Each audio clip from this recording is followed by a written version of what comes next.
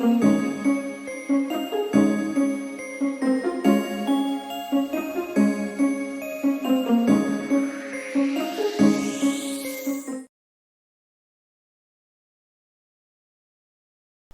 have emphasized that our social realities can be viewed or interpreted using different lenses, and this is a usual case in the conduct of research.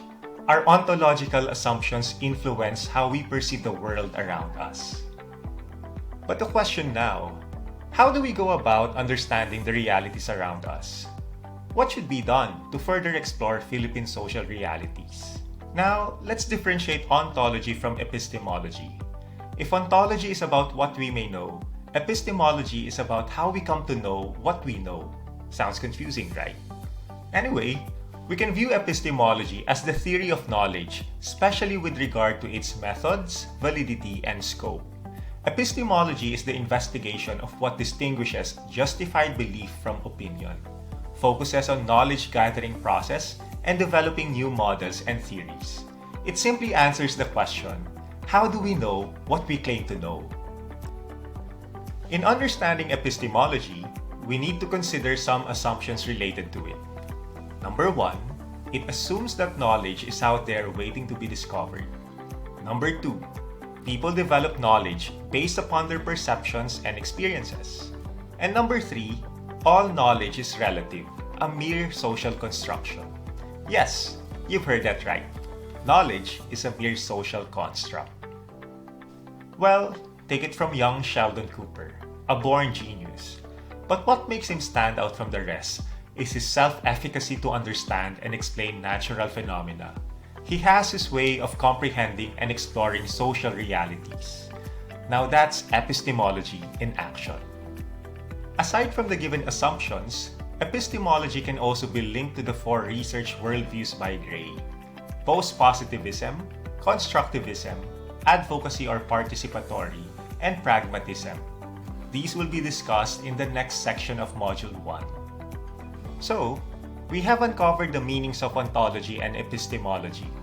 But there are 3 more terms that we need to explore.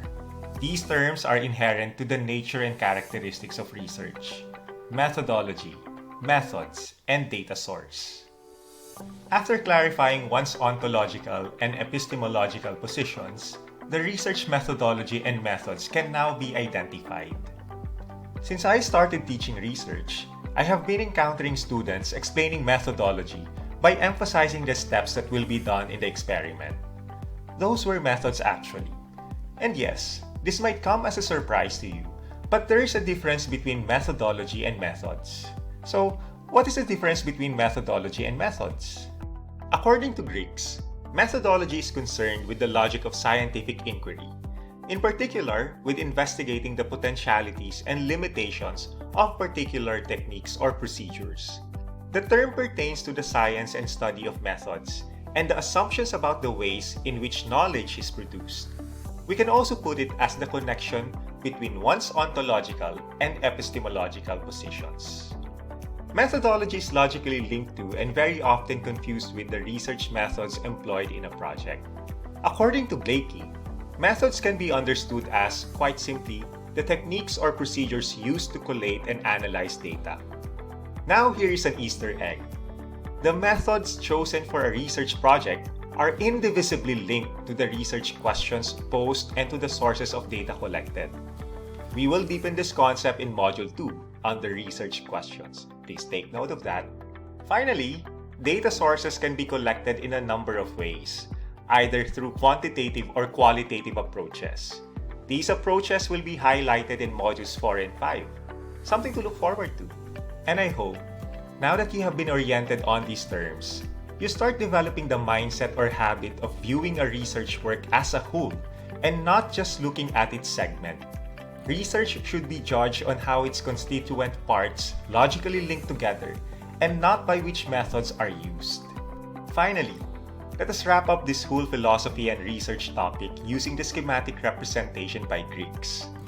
I am challenging you to reframe your research thinking paradigm conforming to this standard.